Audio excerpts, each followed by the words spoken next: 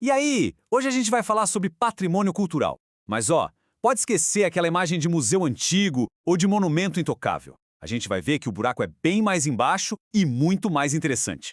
Pensa rápido. Se alguém fala patrimônio, o que vem na sua cabeça? Eu aposto que é algo assim, né? Uma construção grandiosa, imponente, um marco daquela história com H maiúsculo que parece até um pouco distante da gente. Então, é aqui que o papo fica bom.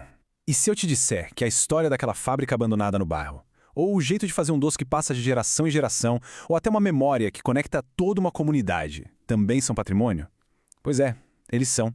É exatamente nesse mergulho que a gente vai hoje. Vamos entender por que patrimônio é mais do que monumento, como ele toca o coração, quem realmente tem voz nesse processo. Vamos falar sobre fábricas, sobre vidas, sobre memórias, e para quem, afinal, a gente preserva tudo isso. E claro, porque a sua história também entra nessa conta. Bom, para a gente entender essa transformação toda, a gente precisa dar um passinho para trás e olhar como essa ideia de preservação começou. E olha, ela era bem restrita. No início, a lógica era a do valor excepcional. Sabe o que significa? Que só aquilo que era considerado grandioso, único, espetacular, geralmente ligado à história das elites, dos poderosos, merecia ser preservado. Era uma visão que vinha totalmente de cima para baixo. Só que, felizmente, as coisas foram mudando. O movimento começou a crescer e as pessoas passaram a questionar. Peraí, a história que está sendo contada nesses monumentos é a de quem? E a nossa história? A história do povo? Onde fica? E o ano de 1988 foi um verdadeiro divisor de águas. Com a nova Constituição, o Brasil reconheceu oficialmente que patrimônio cultural vai muito, mas muito além do valor excepcional. Foi a porta de entrada para valorizar as referências culturais de todos os grupos da sociedade.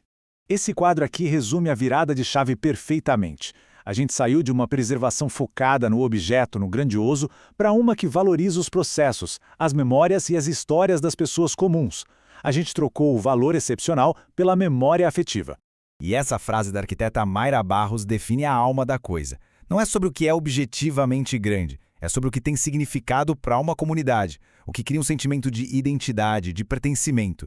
É o que toca a gente. Certo, a ideia mudou, ficou mais humana. Mas e na prática? Quem é que bate o martelo e decide o que vale a pena preservar? E a resposta pode surpreender. O poder está com a população. É isso mesmo. Hoje, qualquer pessoa, qualquer grupo, pode dar o primeiro passo e pedir o tombamento de um lugar ou o registro de um saber, de uma festa. A decisão não está mais só na mão de um pequeno grupo de especialistas. E esse processo pode acontecer em 3 níveis. Algo pode ser super importante para uma cidade, para um estado inteiro ou para o país como um todo. E o mais legal é que uma mesma coisa pode ser protegida nas 3 esferas, mostrando como ela é relevante em diferentes escalas. Agora, para tudo isso não ficar só na teoria, vamos pegar um exemplo bem concreto que materializa perfeitamente essa nova maneira de enxergar o patrimônio. Vamos falar de fábricas antigas. Olha que incrível como o nosso olhar evoluiu. Se antes a gente preservava uma fábrica para celebrar o dono, o grande industrial, depois passamos a valorizar a arquitetura do prédio. Hoje, o que a gente busca são as vidas que pulsaram ali dentro, a história social daquele lugar. Aquelas paredes de tijolo, gente, elas são verdadeiros arquivos. Elas contam a história da luta por direitos, da entrada da mulher no mercado de trabalho, da formação de bairros inteiros. Preservar uma fábrica hoje é preservar a memória da classe trabalhadora, que por tanto tempo ficou de fora dos livros de história. Mas é claro que essa mudança toda não vem sem desafios. Ampliar o conceito de patrimônio também traz questões bem complexas. Afinal, a memória pode ser um campo de batalha. A verdade é que a proteção legal, o tombamento, é só o primeiro passo. Na prática, muitos bens tombados acabam se deteriorando por abandono ou são demolidos ilegalmente por causa da especulação imobiliária. Muitas vezes vale mais a pena pagar a multa do que restaurar. É uma realidade dura. E aí a gente chega num dos debates mais quentes do momento. O que fazer com monumentos que homenageiam figuras que hoje a gente considera opressoras ou problemáticas? Manter é perpetuar a dor? Retirar é apagar a história?